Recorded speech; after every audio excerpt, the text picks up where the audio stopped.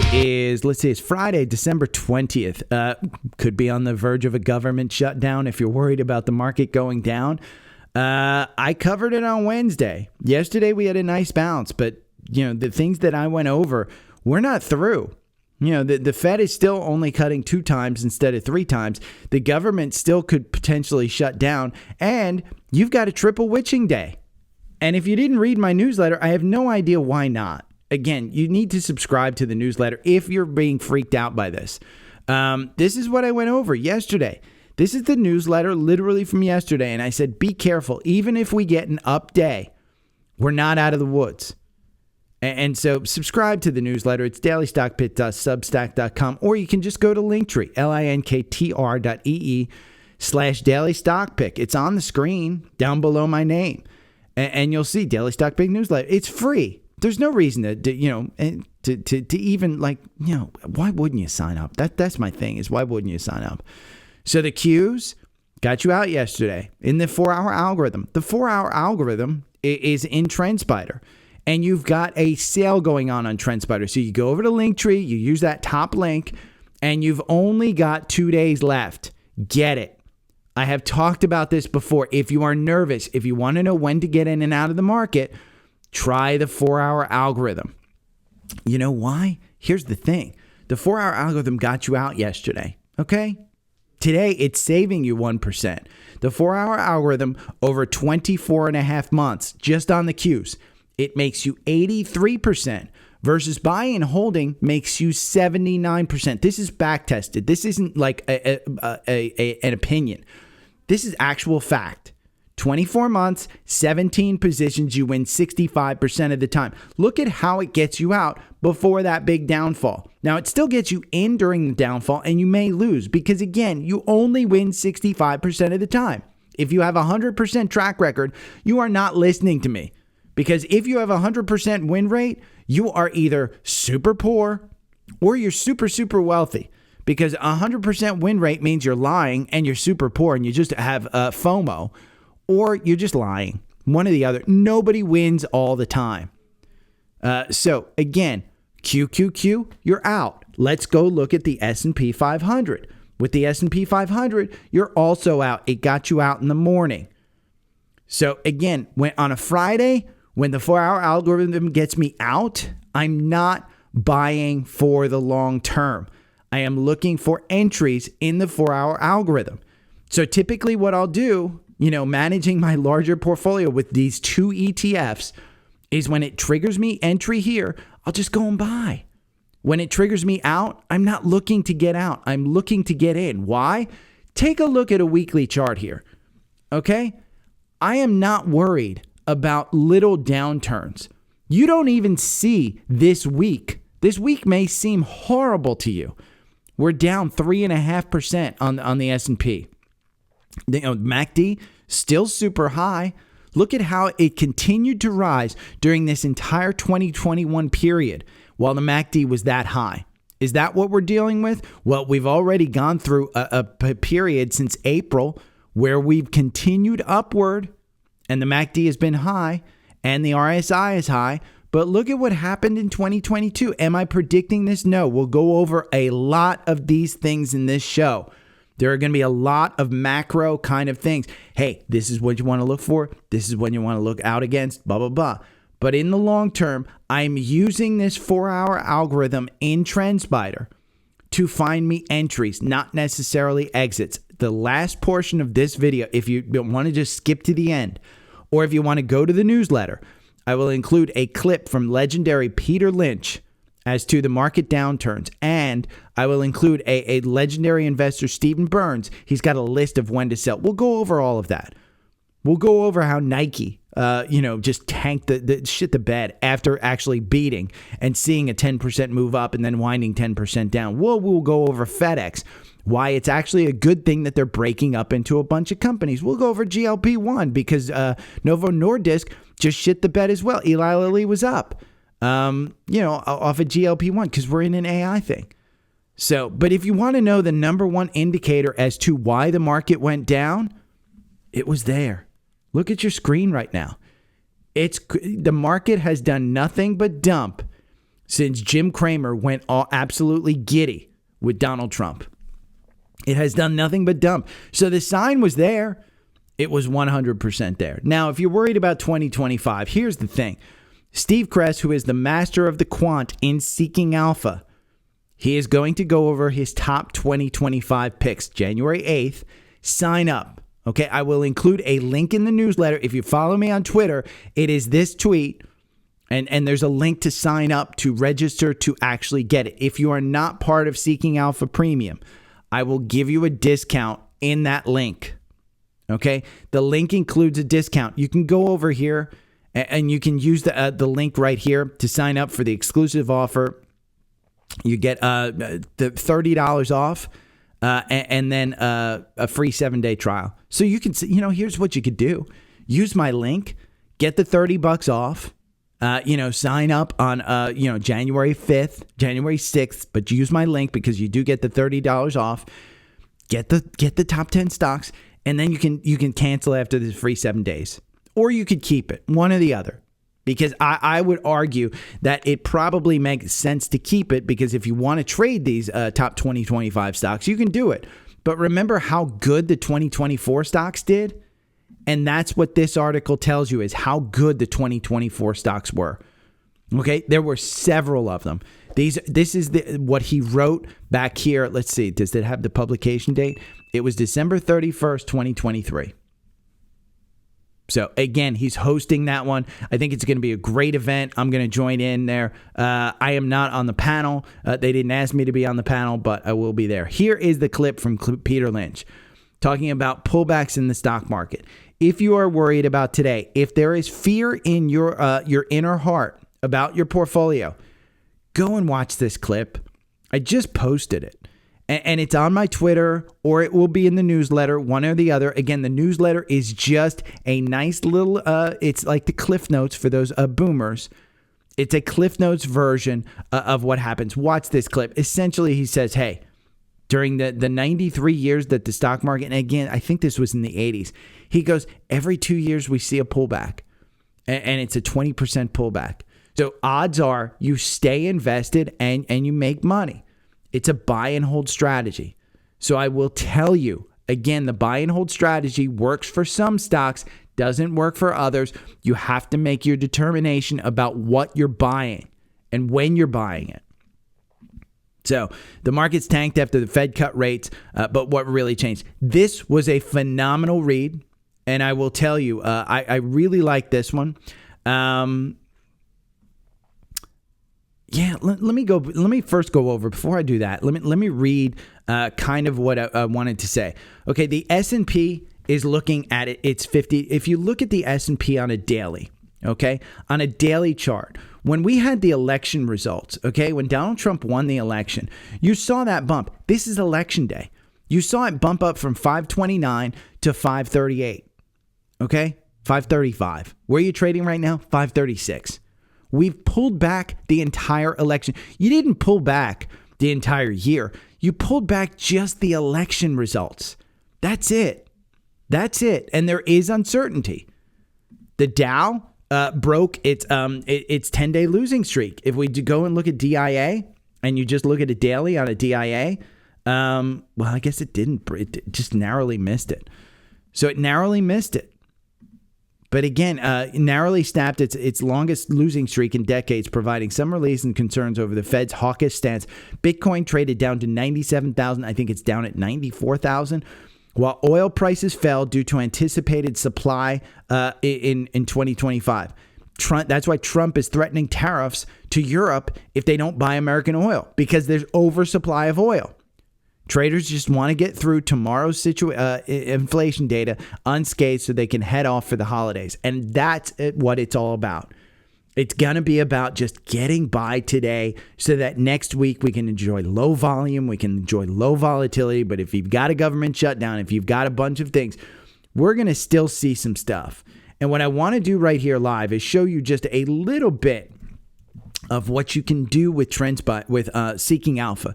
If we go to BRKB, okay, this is Berkshire. And if you remember, Warren Buffett was selling Apple And he was selling Apple because he said, there's no reason, we just became too big on it.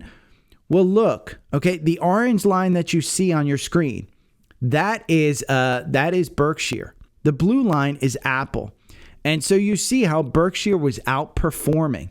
Okay, this isn't a 1-for-1, and it's never always going to happen. But it is interesting that Apple, with its recent run-up and Berkshire's recent weakness, has caught up. So if you want to run that chart, I'll put it in the newsletter. And I know you can't see it because of my head, and somebody complained about that.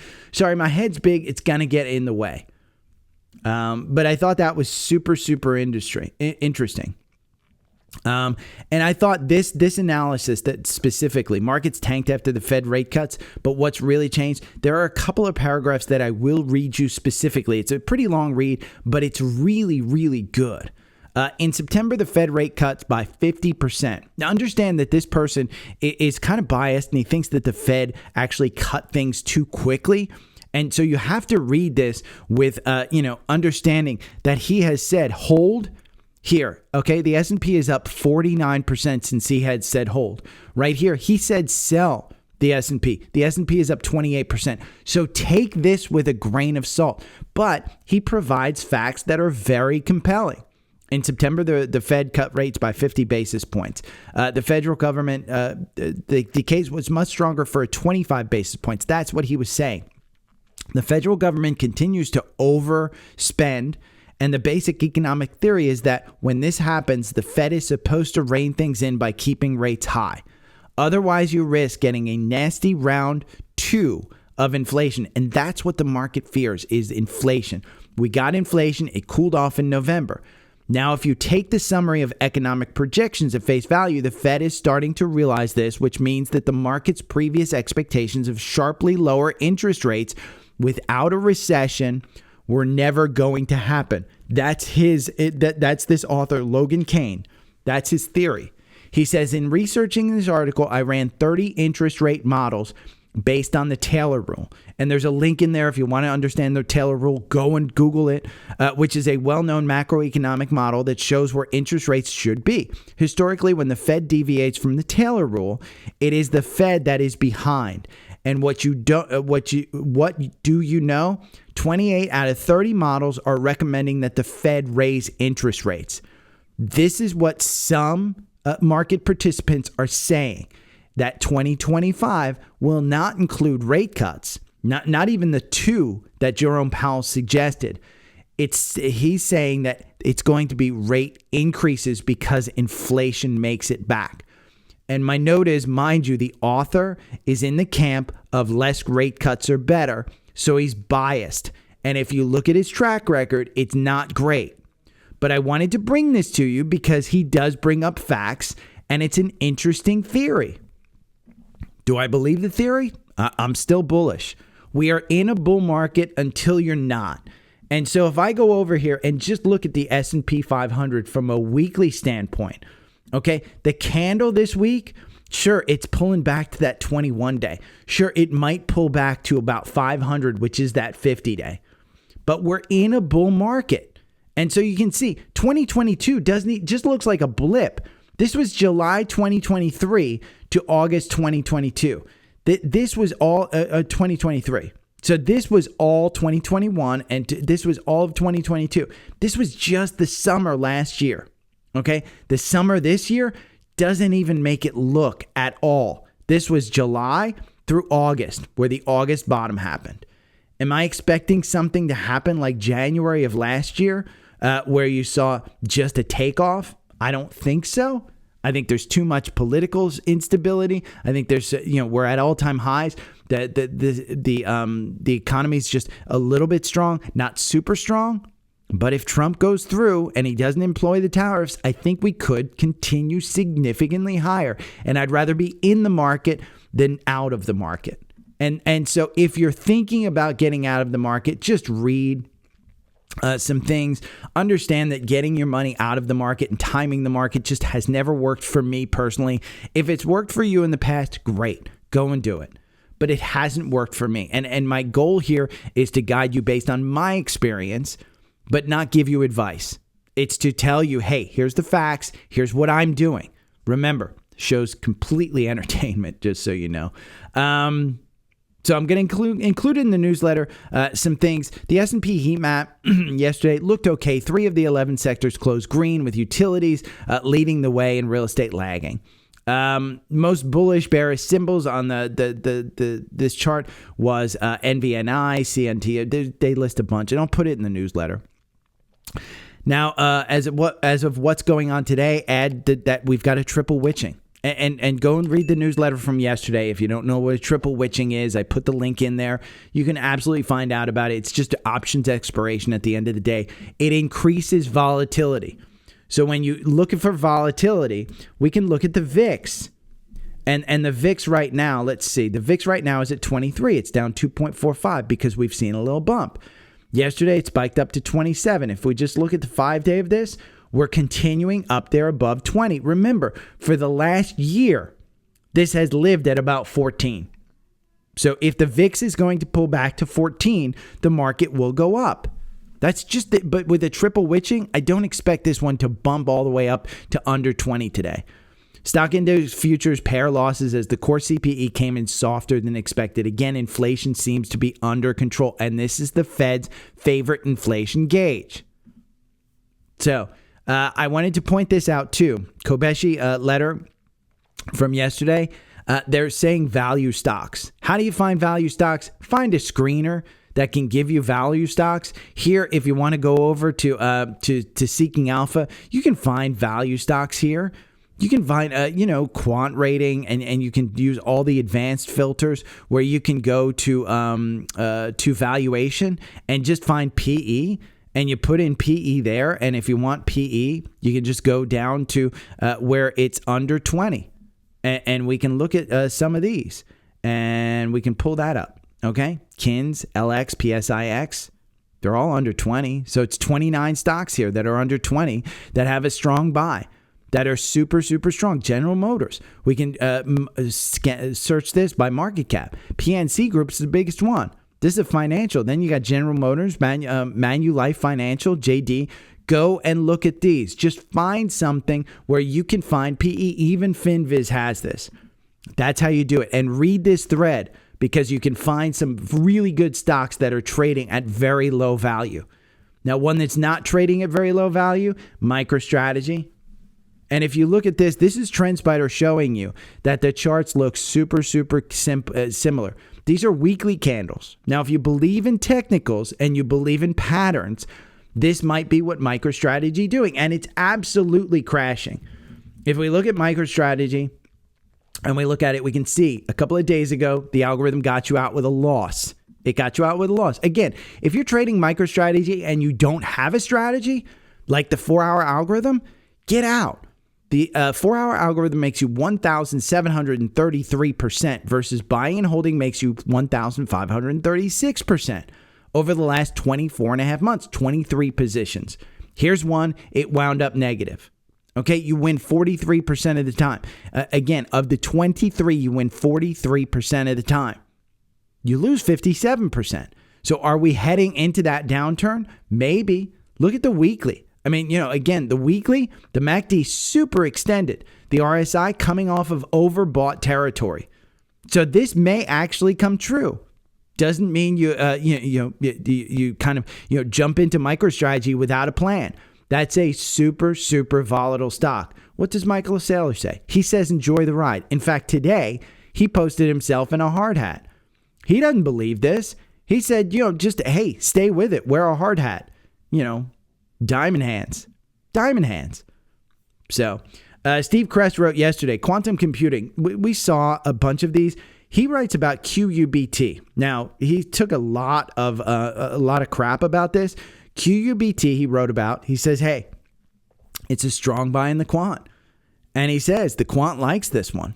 It's a company that has a market cap right now of $1.79 billion. And the 52-week range is between 35 cents and $27. $27. Yes. So again, read that article. But when you get into quantum stocks, know what you're buying. And you can read this article about QUBT and Steve Cress, but know what you're buying. And Bradley Freeman puts it really, really well. IONQ, nearly $9 billion in market cap. 57 times 2026 expected sales, not earnings, sales. Rigetti RGTI, $3 billion market cap, 77 times 2026 expected sales. QUBT, $2 billion in market cap, 1.5 million in 2025 expected sales. Okay, so QUBT isn't super expensive compared to Rigetti and IONQ. But you know what's even cheaper? Google. If we go and look at Google, because remember, Google started this whole quantum kind of stuff with their press release. Now, other places are more further along with their quantum stuff. But when you go and look at Google, what are they trading at? 23 PE. Okay, they actually have earnings. Yes, it's an F. Yes, it's expensive. But if you want to bet, what Brad is pointing out is understand your exposure. If you're buying those small caps on rallies, these are not proven names. They are not proven companies. They are not making actual money. They're spending way more money than they're actually making. Does the future hold promise for them? Most likely, yes. But again, they point out it's 2026 expected earnings. Google actually has earnings right now. So understand what you're getting yourself into. Now, we're not only in a quantum computing, we're in a nuclear, we are in a AI, but we're also in a GLP-1 market. And Novo Nordisk crashed after data for the next-gen obesity drug. It showed that it was, I think, 25% or 21%. It was 25% expected. Again, it's 23% compared to 16% weight loss. It was 23% expected, 25%. It was next to nothing. But this damn stock is down 20%. Okay? You're not going to be able to pick a lot of winners. And so understand that this stock is just going to, when you pick a GLP-1 and you have these trials and stuff, you're going to get hurt if the trial doesn't come out correctly. So with biotech stocks, this is why I stay out of this stuff, is because it just doesn't fit my risk tolerance. Now, Shai points it out. Novo Nordisk is down 25%. Clearly, Viking Therapeutics is the name to own in this space. He believes in that. He's got it in his portfolio. He owns it. So, again, Novo Nordisk is not his pick. So read about that stuff if you're going to invest in it. Eli Lilly has much larger drug portfolio than just GLP-1, but GLP-1 is why you're paying the substantial PE version times for that. Now, 25 highest conviction stocks, UBS, they list 25 stocks here that are they believe have upside, and they've done the risk reward calculation, and so they say these are the 25 stocks that you could buy and look at. So I like this list. I like, some of these names I'll probably be looking at. There's some Amazon, which I own, and Dell Technologies, which I own. First Solar, which is interesting. Oracle, which I want to own. And they give the price target. Ulta, price target of $490. So again, 25 different names that you could look at. Now, it was interesting yesterday because, and I wrote this note. I was on Spaces yesterday with Wolf. And they asked me about Nike. And Wolf, thank you very much for making me lead off the panel on the earnings stuff with Earnings Hub and Hamid. I was actually sitting in the parking lot of a Simon Property Group mall. And the only store that was packed was Nike. I think there was I counted about 30 people. And it's a Thursday afternoon at 1 o'clock. Okay, Thursday afternoon at 1 o'clock. There was nobody in line at the Under Armour store. There was nobody in line at the Puma store. Nobody in line at the Adidas store. Nobody in line at the Reebok store. Everybody was in line at the Nike store. And I want to say it was between 40 and 50 people that were in line. Okay, I mentioned it as a bellwether. And I said, this might be the news that Nike needs. And so Nike stock, if you didn't know, has been in a complete downfall. They just don't innovate. But a month or two ago, I was in a Nike. In fact, I'm wearing a Nike sweatsuit right now, pants and hoodie. And I actually like it. First time in forever, I went into a Nike store and I actually liked what I saw. And I bought a few items. That was a few months ago. Yesterday, I went to the Nike store. I didn't like what I saw.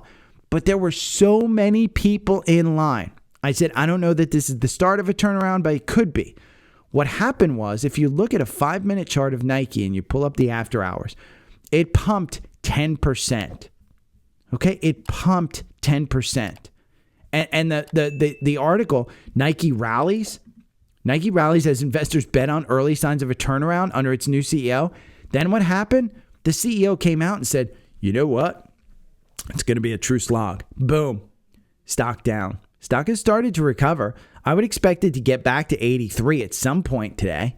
Again, the earnings were really good, but it's going to be a low slog. And what do I want to do with this stock? For me, I'd rather buy this one at 95 on its way up than 77 to see it continue down to that 66. I want to buy on an uptrend, not on a downtrend. And again, this is a long-term downtrend.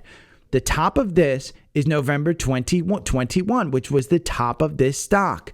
And you've seen it pop. But look at that resistance right there. And if that resistance at 77 right now puts us at 84, that's fantastic. But that 88 has seen resistance. So the upside is limited. I don't want to trade this on a Friday, and it's clear and present. So now FedEx, a big earnings news yesterday was that FedEx is going to actually split into two companies. They're going to separate freight. Now, what's interesting about this, I'm going to take this and we're going to do some peers, and we're going to take FedEx and I'm going to edit symbols, and we're going to get rid of these symbols. And this is, again, what you can do with Seeking Alpha is I'm going to take the freight, and there's two freight names that trade with it's XPO.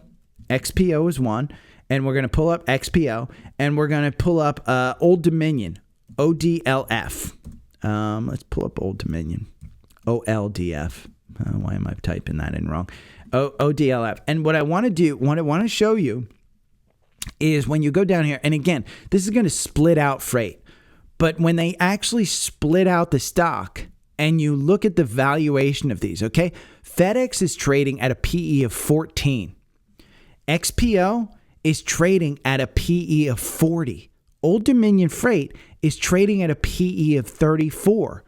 You want to know why FedEx is popping?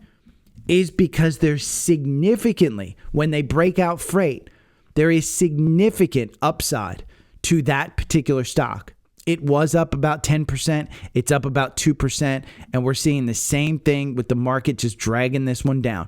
See how it's up here at about 299, 300, and you're seeing it back down to 283. So you're seeing it just weigh on it. But I would tell you, this is a stock that, in my mind, has opportunity just based on that. Now, the FedEx freight is growing. Look at the revenue growth of FedEx on its own. It's down 1.13%. But when they give you that freight stock, and it's going to take a year, it's not like you want to buy this one right now. You want to buy this when it's on an upturn. And when we look at this weekly, it's right down at that 50-day. And every time you've gotten on that weekly down to that 50-day, it's been a buying opportunity. So the MACD is reset on the weekly. You can go back to the 4-hour and look at this one, and we can run the 4-hour, because the 4-hour actually makes you money. It's 30% over 24 months, 28 positions. If you bought and held, you made 55%. I would argue that we've got an opportunity to continue upwards. So, and that's, again, it's just me kind of looking at it. Do I own FedEx? No. Am I going to buy FedEx? It doesn't fit my my long-term strategy of large cap tech, but it's finding opportunities like that, because if I ordered a bread machine from Japan off of Amazon. It is being shipped FedEx, and I brought that up yesterday. I said that FedEx still holds a huge place in the world shipping market. So I thought that was interesting. Now, we're going to talk about a little education here. because when do you sell? And on days like, the past week, which, has seen the downturn, when do you sell? My note here kind of talks about it. When should you be looking? I always talk about buying, but selling is an art too. Remember, you need a strategy. And maybe it's the 4-hour algorithm. I got out of MicroStrategy based on the 4-hour algorithm. Did I sit there and wait? No. When I entered the trade, I knew when I was going to get out. It was the 4-hour algorithm. When I buy Apple, I know it's a long-term buy and hold. When I bought AVGO, Broadcom, back in March, I know it's a long-term buy and hold. You can take a look at the short term of AVGO, and it's been, since the earnings, we've seen the downside. You've seen a few days where it's just pulled back, but it's a long-term buy and hold for me. And do I see weakness in it? No. Uber is the same thing. I see weakness in it, but I identified it as a long-term buy and hold. Now, I do have some concerns on this one trading under 60 today. But am I getting out of it? You have to have rules. And so maybe the rules are as simple as alpha picks. Alpha picks is a portfolio that is managed. This is something where they have rules based on when they sell, and they tell you when to sell. And the Alpha Picks portfolio just greatly outperforms the market. And I don't know if I went over in the podcast or before, but remember the premium and the Alpha Picks bundle. You save $159. It is the best tool that I have in order to find. I just went over Berkshire Hathaway versus Apple, how you can look at that one. I went over FedEx. I went over all the articles. I went over the top stocks, how to find value stocks. I went over all that. All that is Seeking Alpha Premium. Okay, Alpha Picks is a no-brainer portfolio. I bought $50,000 worth of it in November. I'm sitting there. I'm perfectly fine buying and holding, and I don't have to do anything about it. But if you don't have rules, you're just playing with your money. You're just gambling. And this is William O'Neill's stock selling rules. When a stock falls 7 to 8% below your purchase price, sell it. If the stock climbs 20 to 24% above its base, sell it. When earnings or sale growth slows significantly, sell it. If the stock breaks its key support line, which you should be identifying, sell it. And remember, key support lines, it's your own personal thought. Go through the process. You don't need an expert to tell you where the support line is. Find your own support line. And if it breaks it, sell it. You'll get better at it over time. It's just like playing golf. You don't pick up a club and win the US Open. Identify these stock charts and start identifying stuff. And if it makes sense and it works for you, it will make sense and work for you in the future. During heavy distributions by institutions, if institutions are selling, maybe you should as well. If industry conditions deteriorate, yes. If we all of a sudden go into a recession, you should be selling some stock. Shouldn't be getting out completely, but you should be trimming some stock. When a stock shows climax top patterns, we talk about this. Apple at 250 is at an all-time high. You should be trimming Apple at 250. If the overall market becomes bearish, and we go into a recession, you should be trimming. You shouldn't be getting out. But you should absolutely be trimming your QQQ and your VOO. Entries aren't everything. You must make a strategy for your exits. That's it. Make sure you have a strategy. And I talk about it all the time. If you don't know when you're going to sell when you get in and what the strategy is, you're basically just winging it. And don't wing it. If your strategy is like me, buy and hold, go ahead, buy and hold. Apple, I talk about this all the time. When we look at a monthly chart of Apple, there are several times where I endured a 60%, 42%, 36% drawdown. But overall, look at that stock chart. You wouldn't have been unhappy buying back here in 2006 at an equivalent of $2.23. You wouldn't have been unhappy back here buying in 2005 at $1.40. Even though you had to go through those downturns. If you took $1,000 and put it in there in 2005, that has grown significantly. It has seen the drawdowns. And yes, you will go through it. And no, it's not luck. Again, identifying good companies with good products, with good profits and good management, that will help you in the long term. And if you want to sell during those downturns, absolutely. But understand my psychology for me, and this is my personal opinion, I don't know when to get back in. NVIDIA, same kind of thing. People are, I bought NVIDIA at about 130. Am I selling? No. And the reason is because this could be, again, 2022, when you're seeing it down at that $13 land. You could be seeing a $6 trillion company, or they could be buying back a bunch of stocks, a bunch of shares. Or, again, I don't know what's in the future for this stuff, but I feel very comfortable holding at 130 and 140, even though it's at 128 right now. It's all about building that muscle up for you. Now, there are very few scans, and it's a Friday, so I wouldn't expect you to buy anything necessarily. We have McKesson, MCK, which has an entry. I think this was from one of the NASDAQ lists or something. Yeah, McKesson Corporation at 578. You can see this one has just been an upward trend, and every time you get close to that 50-day, it's been a buying opportunity. Am I buying this one? No, it doesn't fit my strategy. ACN is another one that has an entry. Accenture, and they just announced earnings yesterday. They just announced, or a few days ago. Let's see, I have a note in here. I have a note from a couple of stocks. Accenture, the IT services giant, reported an earnings beat and upbeat guidance with demand for AI-powered tools helping regenerate revenue growth. So we can go over here and we can look at seeking, I don't know anything about it, but hey, I just got a 4-hour algorithm pull up. Well, the quant says it's a hold. And it's been a hold for a very long time. Let's see. The last time it was a buy was at 306 back here in May. And where's the stock? It's trading at 360. Now, if you go and look at Wall Street, what does Wall Street say it's worth? 395 and 8% upside. So maybe you want to use the 4-hour algorithm and trade this one. If you use the 4-hour algorithm, it makes you 16% over the last 24 months with 29 positions. For me, too many trades, more than once a month, and it doesn't beat buy and hold.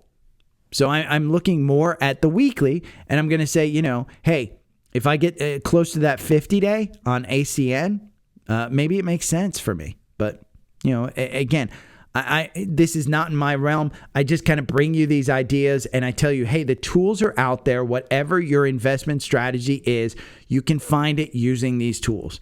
And you can find it using free tools as well. Don't overestimate free tools. For years, I used FinViz. Just currently, I'm using Webull as my trading platform, okay? You can get free stocks when you sign up for Webull. What's my Webull account at? It is mainly IBIT, which is Bitcoin, and it's NVIDIA. And so this one has seen significant downturn. It was like 11,300 the other day. It's now at 10,642. I will show you right there. It's 10,642. Well, 10,639. I'm down, 0.72% today? So, again, that's a play portfolio. It's not something that I would ever take my big portfolio and put it into.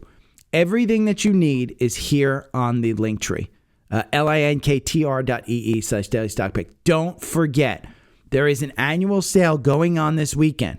Okay. It is just this weekend. Save 71% off of Trendspider. You see how much I use those charts. The 4-hour algorithm is key, and I will guide you to, with the annual sale, you want to look at this advanced tier. The reason you want advanced tier is because it comes with unlimited one-on-one training. And so if you get the enhanced tier, I wouldn't go with the standard tier. The discount is not enough. The enhanced tier is just enough discount to make it worthwhile to go up to there. The enhanced tier comes with one-on-one training. So it's only one. You get one. They'll help you set up your system. They'll help you go through that stuff. But it doesn't teach you how to use the platform. It's just general stuff. Okay? The advanced tier. You want to know how to use the MACD? Hey, how do I set up the MACD? Well, what does this mean? What does that mean? You can ask them questions about that kind of stuff. They can't give you investment advice. They're not going to tell you stocks. They're going to help you set up scanners. They're going to help you set up watch lists. They're going to do everything that you need done in order to make you successful in the first year. Again, remember, Trendspider's inspiration is to try and make you successful as a trader and investor. My goal of this podcast is not to feed you, oh my God, here's a stock that you should buy. It's to feed you information so that you can find your investment strategy that fits you. And again, I'm only providing you what has worked for me. And I may tell you, hey, I don't like this stock. Doesn't mean you get out of it. So if you have any question, I will be back Monday. But have a great weekend, everybody. I'll talk to you later. Every morning I wake up to the sound of the trading bell. My heart starts to pound. Daily stock pick trading podcast in my ears, guiding me through my hopes and fears. Tune in daily, don't miss a single show. Sign up for the newsletter, let us help you grow. Taking risks, making moves, seeking success. Together we'll conquer, no room for any less. Every morning I wake up to the sound of the trading bell. My heart starts to pound. Daily stock pick trading podcast in my ears, guiding me through my hopes and fears.